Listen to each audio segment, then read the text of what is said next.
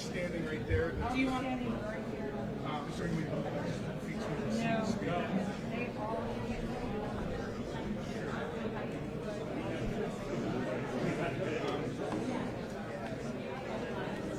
Testing, 1, 2, 3. Testing, testing, testing. Right here. Okay. Is this my cord? Is that good for you? There's no guarantee I'm not gonna touch it. Okay. I need this space. Yeah. I mean, like, sit like this right here. I just can't really like.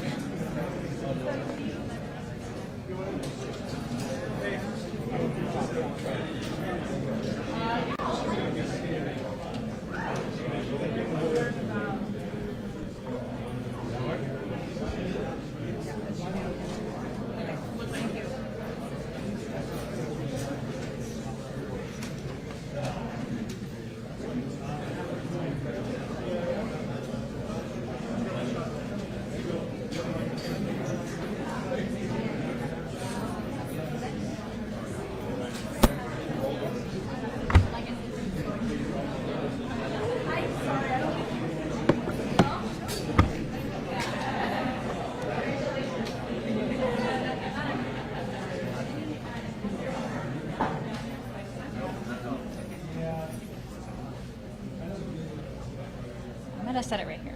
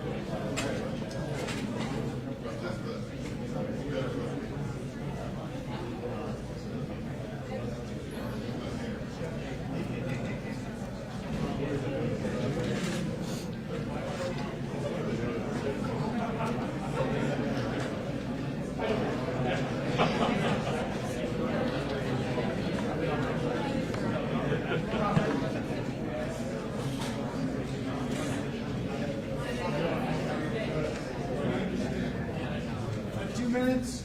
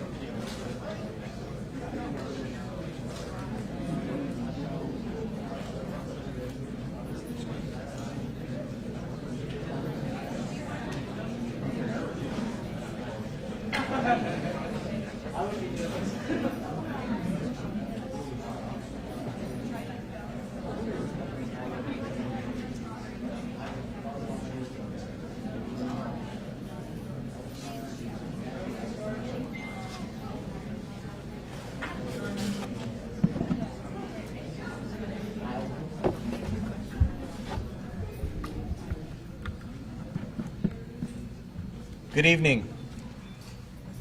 My name's Steve Kaufman. My day job is I'm a fire captain with the Ventura County Fire Department, and I act as the Public Information Officer for CAL FIRE Incident Management Team 4. Welcome to tonight's press conference for the campfire, November 10th, 2018, 1800 hours. I'm going to start off with some of the numbers. Our acreage today, as of right now, is at 105,000 acres, 20% contained. Total personnel assigned to the fire right now is 4,050.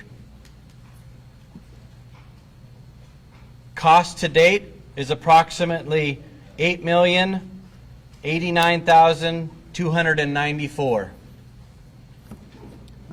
Citizens still evacuated or sheltered is estimated at 52,000. So when we talked about our damaged or destroyed structures yesterday, I just want to make it very clear that that was our damage inspection team went out into the area as a group and did the best that they could to get us a number. They are actually going out and doing thorough inspections starting today. And so as they do those inspections, we anticipate that they are going to be able to get us very, very accurate numbers. So this number is going to be a static number for the next few days.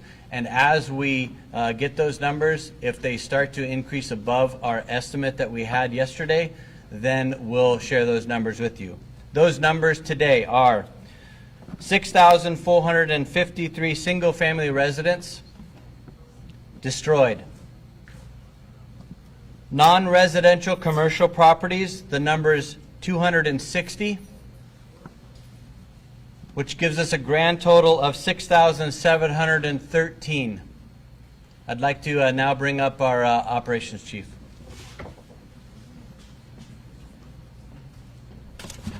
Good evening.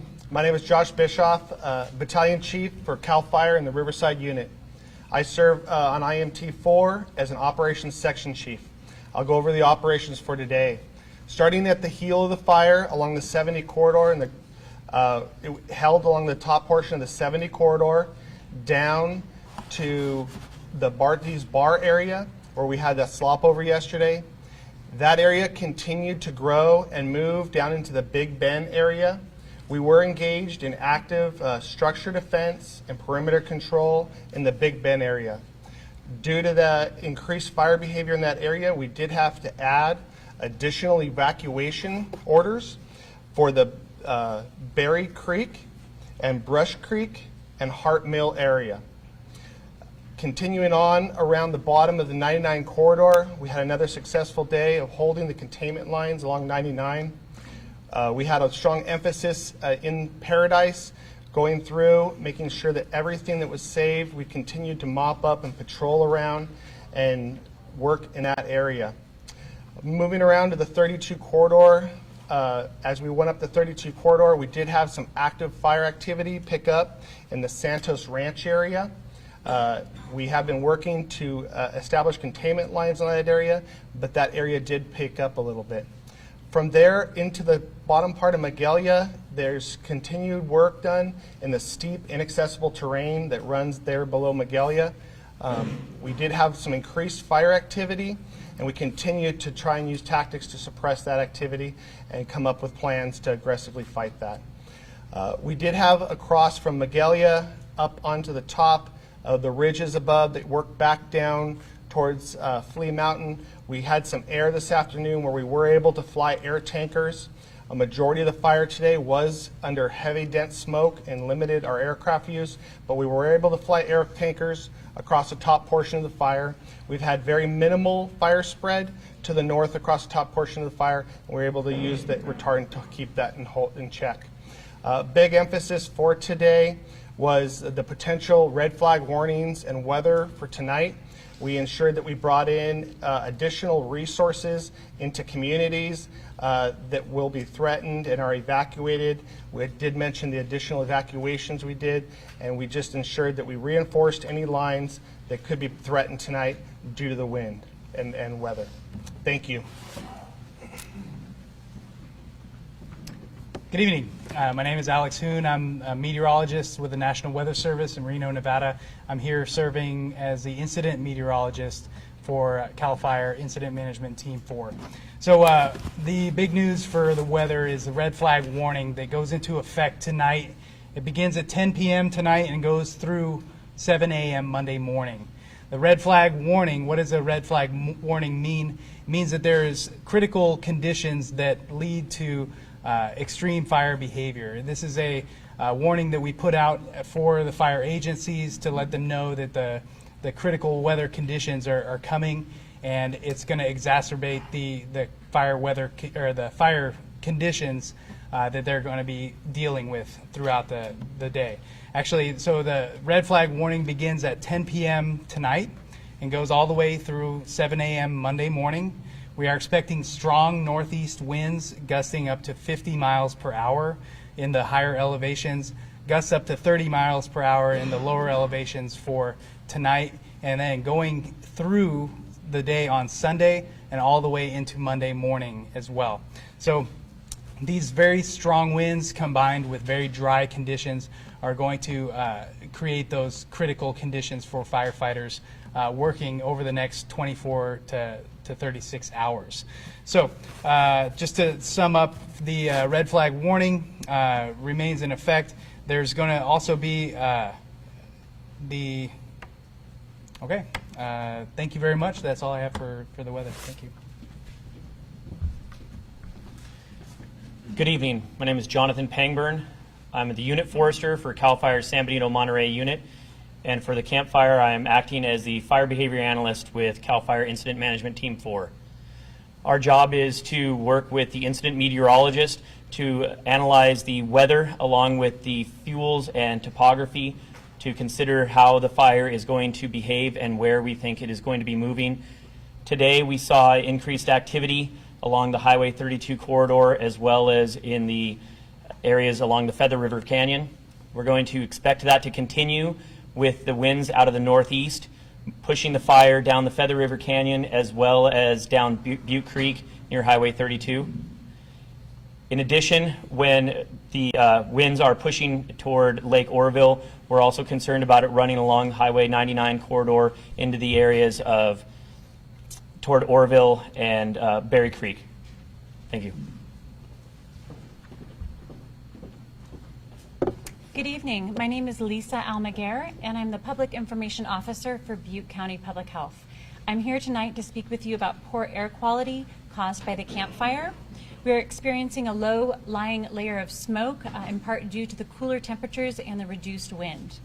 Wildfire smoke is especially unhealthy for people with respiratory conditions, young children, pregnant women, older adults, and those who smoke. We encourage you to stay indoors, shut your windows, replace air filters in both your home and your car, and avoid additional pollution in your home by not burning candles and not running your vacuum. If you must spend time outside, use a properly fitting N95 mask. You may have seen some of these around. They have N95 on them. Masks come in 3 sizes, small, medium, and large. And to ensure a proper fit, this top part must reach the middle of your nose, and this bottom part must come just below your chin. Both straps go over your head. One sits above the ear and one sits below. Masks will be available later tonight at the community meeting while supplies last. Additionally, breathing wildfire smoke can have immediate health effects, including coughing, stinging eyes, runny nose, wheezing, and trouble breathing. If you are experiencing trouble breathing, tightness in your chest, please seek medical attention and contact your primary care provider. Thank you.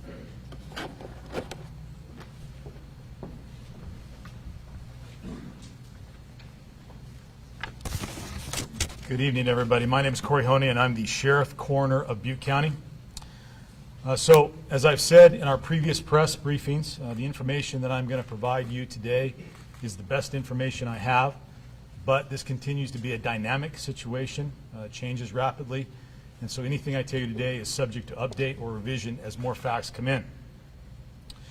You've heard a little bit about the evacuation orders that were released today. The most significant piece of that are those evacuation orders that include the communities of Berry Creek, Brush Creek, Mountain House, and Bloomer Hill. That has gone out. I also want to provide some additional information and update for the residents in the areas of east of Oroville, I have spent a fair amount of time this afternoon speaking with my colleague, the incident commander here, as well as his staff, and they have assured me that there is currently no imminent threat to the residents of the city of Oroville. I'll restate that. There is currently no imminent threat to the residents in the city of Oroville. I think what happens sometimes is the Oroville is used generically to describe the area, and sometimes we're imprecise in our language, which we're concerned has caused some concern or fear that the city of Oroville is in threat. However, it's important that you all keep this in mind.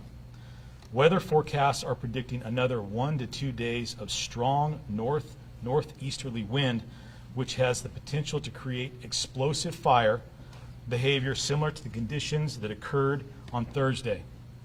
It is imperative that residents in these areas listed in our evacuation area, as well as the general areas that are near them, continue to remain vigilant. We want you to pay attention to these changing weather conditions, and you need to monitor both CAL FIRE, Butte County Fire Department's social media pages and press releases, as well as the Butte County Sheriff's Office social media pages and press releases for the potential for evacuation warnings or orders beyond what we have already listed. I can't tell you how important it is, folks, for us to be ready to go when the time to go.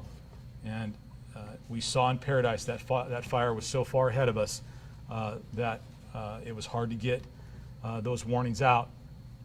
We're in the same condition. I want to make sure we're not there going forward with this high weather event. I want to give you a little bit of update about reported looting. To date, we've taken a total of 53 reports of suspected looting. That's within the last 3 days. There have been no arrests because when the officers got to the locations, there was nobody there. But I will say this, if we discover looting and evidence of looting, we will continue to investigate. And even if we don't catch you there, we will investigate to determine if we can identify you and then make an arrest there. And I will tell you that we have a track record of that. When we had the Oroville Dam spillway incident, our law enforcement officers and deputies investigated those cases and subsequently made arrests. We have had one warrant arrest during the course of this operation involving the law enforcement personnel, and one arrest for an individual who was under the influence. One significant arrest beyond that, there was an arrest for an assault with a deadly weapon. Early this morning, we received a report of 4 people who were in the Berry Creek area. The reporting party reported that he was being attacked and blocked in his driveway by 4 people pointing guns at him. Our deputies responded. I located those individuals and took all 4 of them into the custody, and they were booked into the Butte County Jail. I apologize that I don't have their names, ages, and resident cities with me right now, but we will issue a press release at the end of this, and you will have that information. I want to turn now to missing persons. In the past 3 days, the Butte County Sheriff's Office has received approximately 508 calls for service from citizens who are unable to reach family or friends due to the campfire. As of 3 p.m. this afternoon, of those 508 calls, only 110 of them remain pending. We will continue to work on those calls throughout the night and into tomorrow. We have found that some of those calls were duplicate, meaning that more than one person called us requesting us to check or try to locate the same individual. In addition to that, some of those calls lacked the necessary information to adequately locate the individuals, as they just were being described as being in a general area.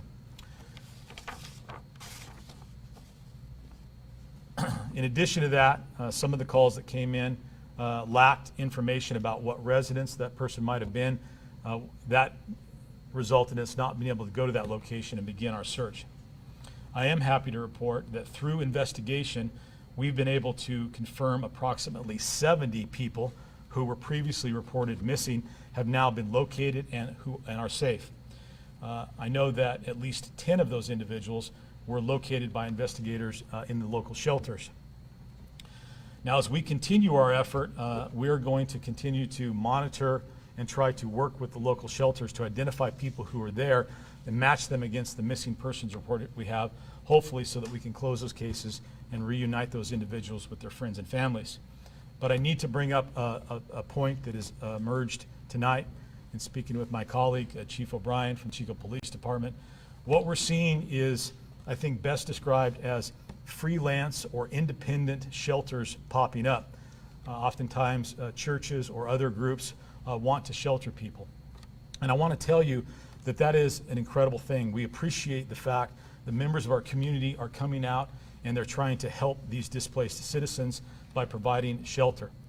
The problem is, for us, if we don't know about the shelter, then we don't have the ability to determine who's there and cross-check those individuals' names against the reported missing persons.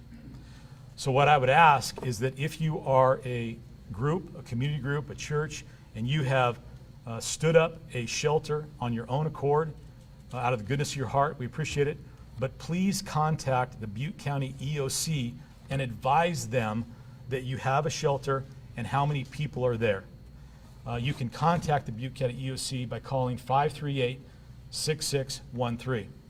I have to also add that if you have chosen to stand up one of these shelters and support it through your own group, your own church, you cannot expect that the county will support that shelter going forward. There are rules and regulations that they have to comply with in order to do that. And if those are not satisfied, they can't support it. Again, I appreciate people taking others in out of the kindness of their heart, but please communicate with us.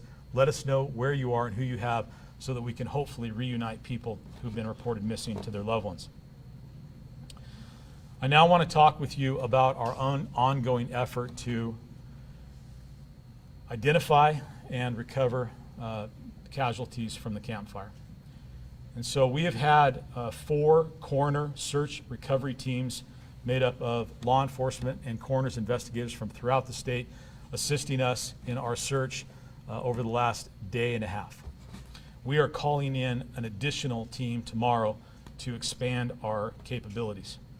In addition to that, we brought in the Department of Justice's DNA lab truck, and we are setting up a process where family members of people who have been reported missing can submit a DNA sample so that if we find remains, we can test those remains for DNA and cross-check them with a family member.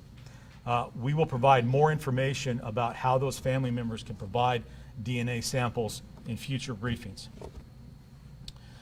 In addition to the 4 coroner search recovery teams that are coming in and the one that will be here tomorrow, we have been aided by the California State University at Chico's anthropology team. They are assisting us for the search with remains. And as you will certainly understand, in some cases, the only remains that we are able to recover are bones or bone fragments, and those anthropologists are experts in helping us identify those remains. Regrettably, I'm here again tonight to give you an update on the additional casualties that we have located during our efforts today. Today, 14 additional bodies were located, which brings our total number to 23. Of those bodies located today and recovered today, 4 of them were located and recovered from the Concow area. 2 of them were in cars. 2 of them were in houses. In addition to that, 10 bodies were recovered, or the remains of 10 people were recovered from the Paradise area. Of those, 7 individuals were found in homes, and 3 individuals were found outside of homes. I know that members of our community who are missing loved ones are anxious And I know that the news of us recovering bodies has to be disconcerting. I will tell you that we are doing everything we possibly can to identify those remains and make contact with the next of kin so that we can return the remains to the family. My heart goes out to those people. I will tell you that this weighs heavy on all of us, myself and especially those staff members who are out there doing what is important work, but certainly difficult work. And that is the end of my update for tonight. Thank you very much. Good evening, everyone. I'm Todd Durham, Division Chief for CAL FIRE out of Sonoma County, and I serve as one of the unified commanders here on this incident. And I just want to point out a couple of things. No big surprise how devastating this incident is. The sheriff has done such a great job, and I'm proud to be partnered with him. But we're still at the very, very front end of this incident. We've had a little stall in the weather today, but yet, as you heard by our incident meteorologist and our fire behavior specialist, that we may have very, very challenging times to come. So I want to thank you all for sharing the message coming out tonight. It's extremely important to keep the community informed, but yet we also want to recognize just how dynamic this incident is.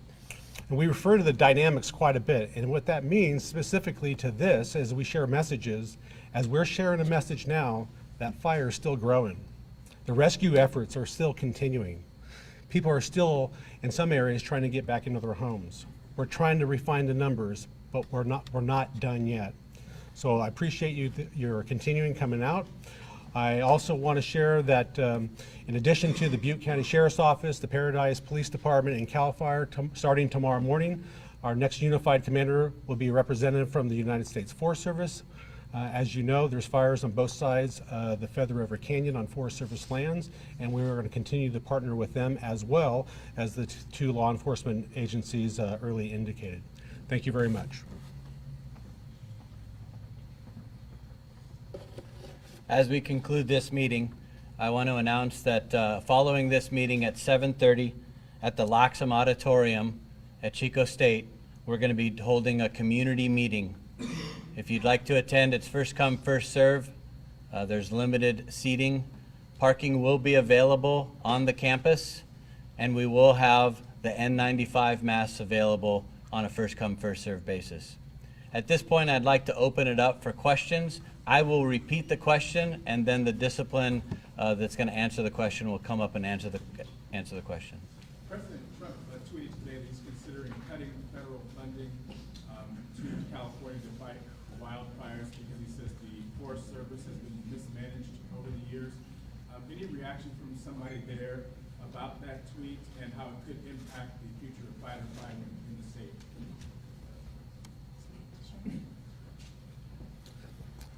I'm not going to speak specifically for the federal government right now, but they are an outstanding cooperator with us here in CAL FIRE. As far as this incident goes, the cooperation and effort is going to continue as it has it to this point. We'll try to answer that question in further detail either offline or tomorrow night. But I can assure you now on behalf of CAL FIRE and the Butte County Fire Department and the fire agencies represented here, we will continue to aggressively fight fires and defend life in California regardless. Thank you.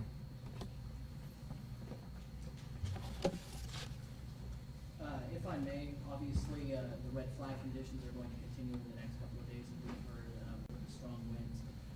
Orville obviously is not an imminent threat. However, I'd like somebody to speak to maybe what the evacuation strategy would be and a little bit more for our viewers here about how to stay calm and listen to law enforcement personnel, especially in the wake of the panic that's happened in the first evacuation here. How can Orville evacuate safely and calmly? So the question is specific to evacuations, somebody to speak specific to evacuations and where we're at right now. Sheriff? Thank you for the question. Specific to the strategies behind doing evacuation orders and warnings, actually a lot goes into that. First of all, we use the information that we have with our meteorologists, our fire behavior specialists, local knowledge, and the firefighters are out in the field. As I mentioned before, the dynamics is what changes that. So I can never give you a single answer to any given situation. What we would like for everybody to do is to stay in tune. As the sheriff mentioned, we are in partnership. The sheriff has the authority, the ultimate authority of those evacuations. The fire service side, we do the best we can with the detailed information that we gather, the input from the locals, and we make recommendations, and we work collaboratively to provide those opportunities to get the message out. So staying in tune, whether you're in an ordered evacuation area, evacuation warning, or just here in the county. You don't have to look far in California to realize that fires in the last several years have traveled several miles in a given night. So I would challenge and ask the citizenry and the visitors of California that are listening, if you're in California, you need to stay in tune of what's going on with the weather, the fire, and other threats that we suffer up and down the state of California. Thank you. I spoke to a lot of people yesterday at the shelters who said they weren't given enough notice to evacuate. Do you feel like now with this pending process, we just asked that, are you guys giving these people enough time, enough notice to, if they have to evacuate from these new areas? So- Maybe you can talk a little bit about that evacuation process. The question was specifically if we feel that we're giving enough time to evacuate. Is that correct? Thank you. That's a very good question. I really appreciate that. And I'll speak a little bit. I'll speak to that, and then I know that you got a follow up on that. So, first and foremost, as the Chief said, this is a dynamic process, and you have to take into account a lot of variables, and also understand that conditions change rapidly. So we use the best information that we can, and we rely upon CAL FIRE obviously to help us understand fire patterns and where they might go, what communities might be threatened.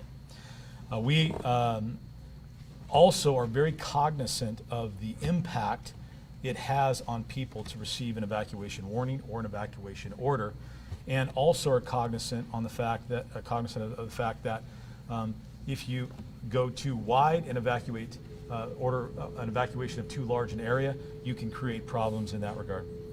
So, as a good example, with regard to the evacuation that was ordered of those areas that we talked about, the Berry Creek, Brush Creek area, we had a conversation today where we actually decided that we were going to move the order up so that it would give everybody more time to evacuate, because we don't want to be in that position.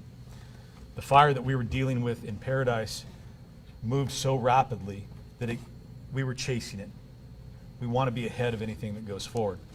So with regard to the threat that we discussed, or there's no imminent threat to Oroville, we considered very carefully whether or not that should be an evacuation warning, and ultimately settled upon the idea or notion that what we need to do is reiterate to everybody that you have to pay attention to what's going on.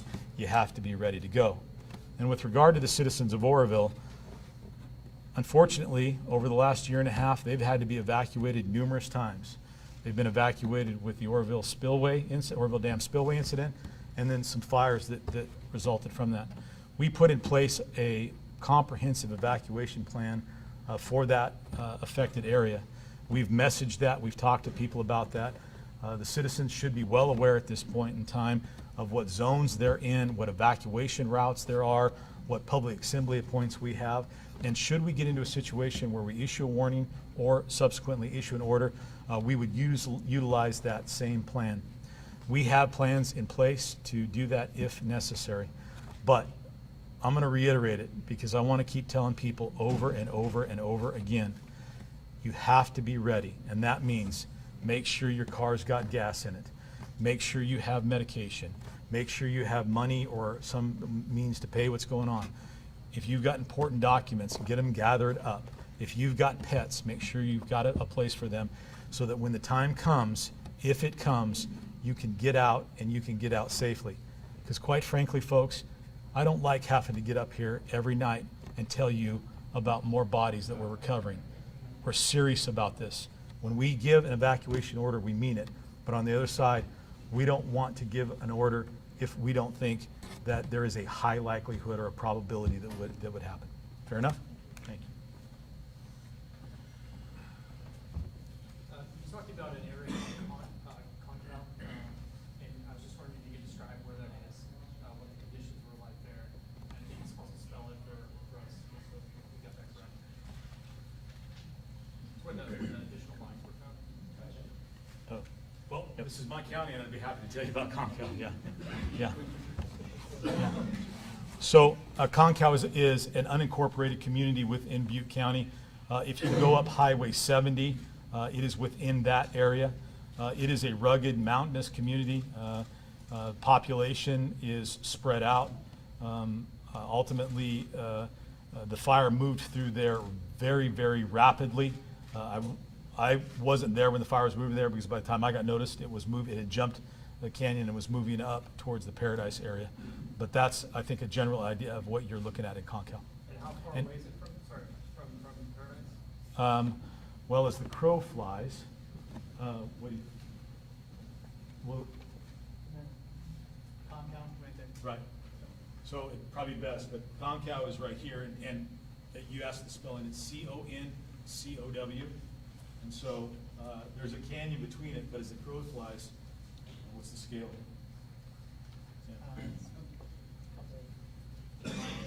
Yeah, 2 or 3 miles by the crow flies. Okay. Good.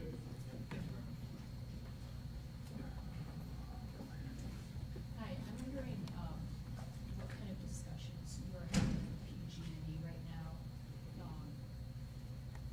Were they warned about the weather situation on Thursday? I read reports that they decided not to cut out power. And I'm just kind of wondering how your discussions, what role they may have played, and what you think their policy about when they turn off the power when it's down. So the question is discussions that we had prior to the fires Right, with PG&E. PG&E. And how you responded to them. Copy that. You want to take that?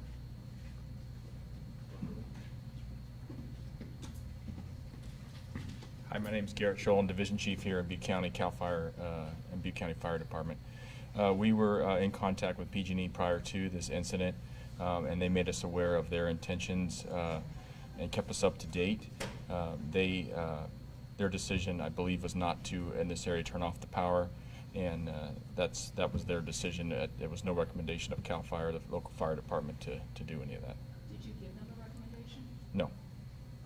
We base our actions off of current predicted fire weather conditions and staff our resources to respond to the local fire emergency.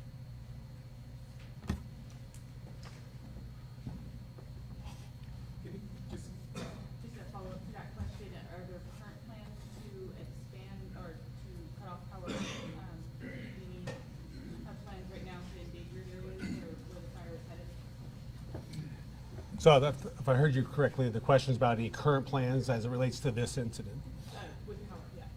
As it relates to this incident, we meet with PG&E every day. They're one of our cooperators. They're at our cooperators meeting every single day.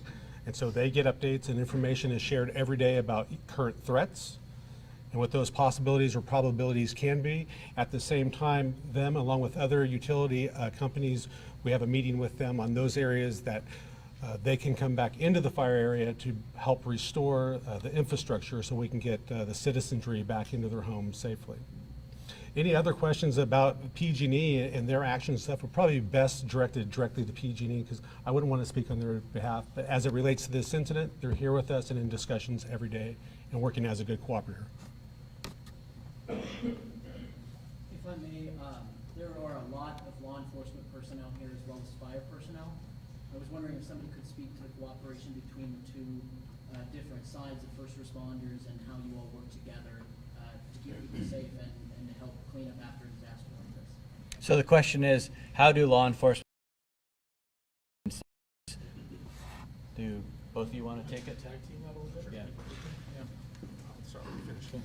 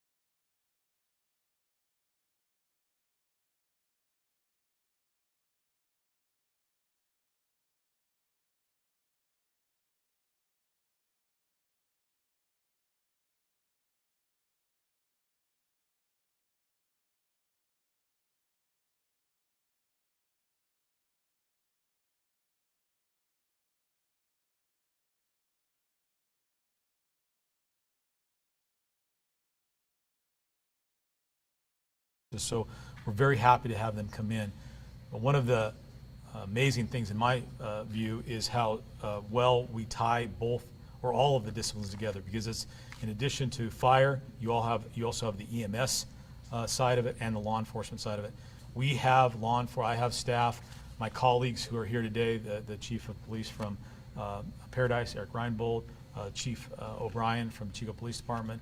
We have liaisons who are here, who are working with the fire personnel, and so we're making those decisions, and then those get disseminated out to the field, and then ultimately they're carried out from there. And even in the field, there's crossover where we're working cooperatively out in the field. One follow-up on that, I've seen a lot of law enforcement personnel. Is there any number, I know we have a fire number, but in terms of law enforcement, is there a specific number of personnel on the ground? I know we have that number. Was that in the last? Yeah, the total numbers that would be given reflect most of the law enforcement agencies as well. And Sheriff, while you're still there, can you maybe clarify the number missing again? I know you said you had 500 or so calls, but some of those were duplicates. Is there kind of a ballpark number on the people who are considered missing? Stand by 1 second. Let me refer back to my notes. Okay. Actually, as you do that, I just further answer your first question about that relationship.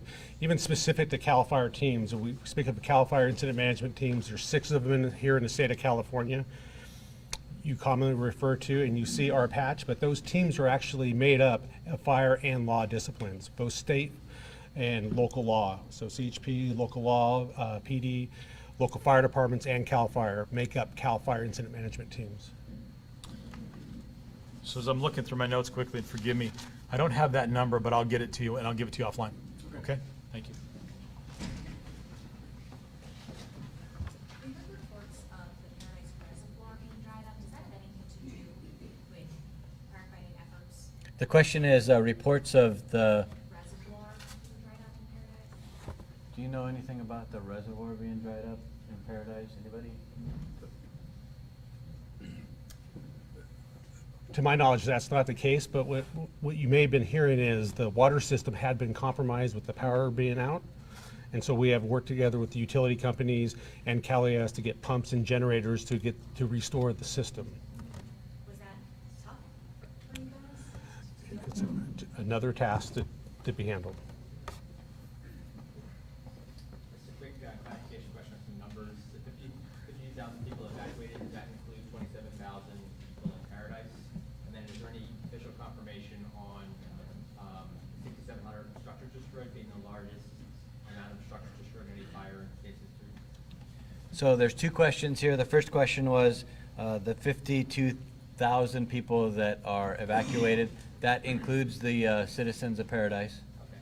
So clear that up. Yeah, the second being, is this the most destructive fire? And I don't know that we've completed research to give you that number, but we'll work on that and try to have that for you by tomorrow.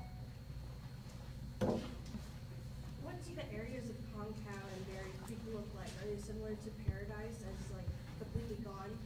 So what do the areas of Concow and Berry Creek. look like right now? All right, the Chief of Police did talk about Concow. Concow is within the burn. Berry Creek was evacuated today, and it has not burned. It is under evacuation, but the fire perimeter has not progressed to Berry Creek yet today.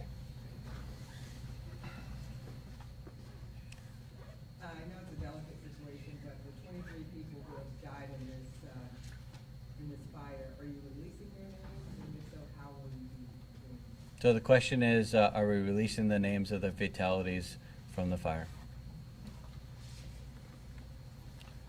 So we first have to identify them, and you might imagine that that is a bit of a difficult task given the condition of the remains. That's one of the reasons that we brought in the DNA truck. So that will take a period of time. When that's done, then we will release the names, because death coroner's records are, with regard to that, are generally a matter of public record. Sheriff, any indication that those fatalities, any of those may include children? I have not received a report to that effect. That said, we have sent those bodies, those remains are being sent to the Sacramento County morgue the Sacramento County Coroner's Office will be assisting us with conducting the autopsies and the testing. And I don't want to comment on those remains in terms of gender or age or anything until those examinations have been done.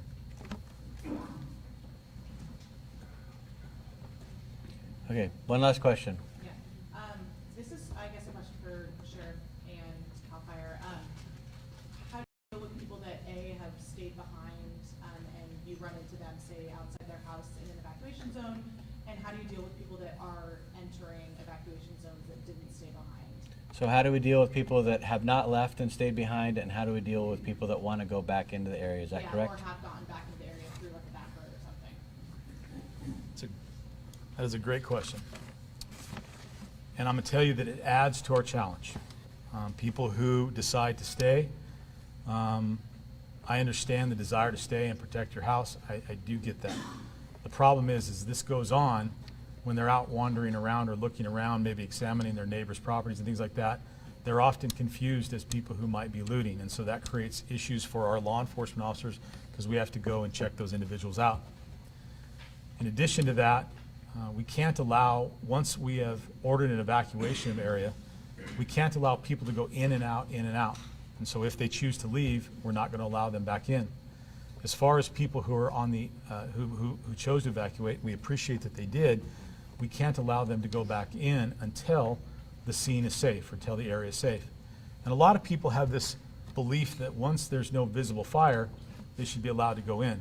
But the problem with that is that the fire could reignite because there's embers or hot spots, there's down power lines, there's down trees, there's all kinds of hazards. There is hazardous waste, all those kinds of things, which all has to be dealt with before we can safely allow people to go in. And so how they're dealt with ultimately if they're there. I do ask all of our law enforcement officers to use common sense to try to determine whether or not those people have a legitimate right to be there. And we also recognize that in the most cases, these are honest, good citizens. They've been traumatized. And my preference would not be to arrest those individuals because that's problematic for everybody and creates a bigger problem. That said, if you're in the area because you stayed and you interfere with firefighting efforts, you interfere with law enforcement efforts, or you go somewhere where you don't have a legal right to go, or you somehow become some other problem, you are subject to arrest. I would just ask people to be cooperative and not put us in this position. I want to add one more thing to that. And that is, as I've told you time and again, we don't order these evacuations without really believing that it's important to do so. And when people leave, we appreciate that. We also appreciate when people want to get back. But when you go back and you go to a traffic control point and you make contact with a California Highway Patrol officer who is doing his or her job to protect the community, we find people get frustrated with them. They yell at them. Sometimes they try to drive around them. Please be respectful and understand that they're doing a job to try to protect your safety. Likewise, my dispatch center is inundated with calls for service, people trying to find loved ones, people reporting emergencies, and we often get calls of irate individuals who are demanding to be let back into an area that it's not safe to be let into. They berate our dispatchers, and ultimately they take up valuable time. I am completely respectful and understanding of the desire to get back, and we are working very diligently to get people back to their homes as quickly as we can, but it has to be done safely. Thank you. So this concludes tonight's press conference. We'll all be available right after this for a few one-on-ones, and we'll convene this press conference tomorrow night at 18:01.